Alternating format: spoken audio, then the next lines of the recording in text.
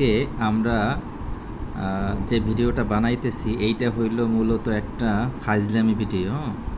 এইখানে আমরা আসলে কোনো কাজের ভিডিও বানাইতেছি না, এটা একটা আকাম্য ভিডিও। এই দেখেন, মনে করেন যে এই যে ভিডিওটা দেখতেছেন, এই পোস্টার মধ্যে কিছু কমেন্টস আছে। এই কমেন্টসগুলো আমরা এখন পড়ব, আপনারা শোনেন কমেন্টসগুলো। কিছু পাগল ছাগল আছে, এমন সব কমেন্টস করে। দেখেন, এই মির্জা ফখরুল সাহেব একটা পোস্ট দিয়েছে, এই পোস্টে লোকজন কি কমেন্টস করে। আগে পোস্টটা একটু আমরা দেখে নিই।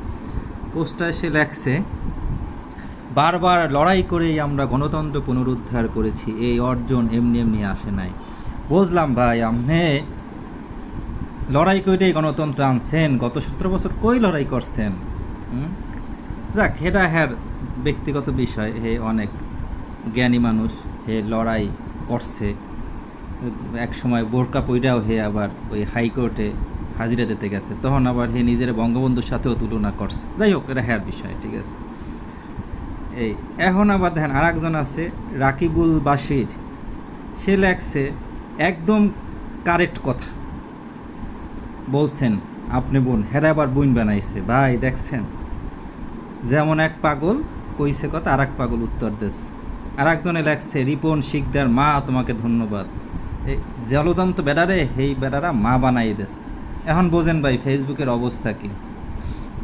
আর একজন আবার লেখছে, এক সময় ভাবতাম মির্জা সাহেব অত্যন্ত সৎ ও ভালো মানুষ, জুলাই চিনিয়ে দিল মুখোশ পরা ছিল।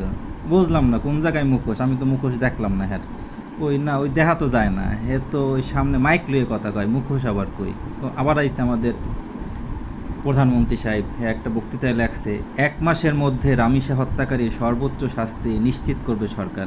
প্রথমেই বইলে রাখি, এরা হে পারবে না, কারণ এটা হ্যার আয়ত্তের বাইরে। কারণ হ্যার এমন একজন মানুষ হ্যার পাশে ঘুরতে আছে, হ্যারে দিয়ে হে আসলে পারবে না।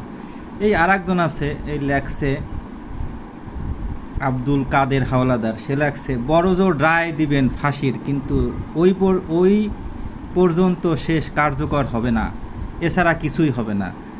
আব্দুল কাদের ভাই, আপনি আসলে বোঝেন না এই বিষয়টা। 1 মাসের মধ্যে ফাঁসির রায় হইবে না। যে বেটা স্বীকার করছে, হেডে বেড়ারে দেখবেন কয়দিন পরে রিমান্ডে নেবে, এরপরে আবার জিজ্ঞাসাবাদ করবে, আদালতে সাক্ষী লাগবে। 1 মাসে হইবে না, সর্বোচ্চ বছরখানেক লাগতে পারে।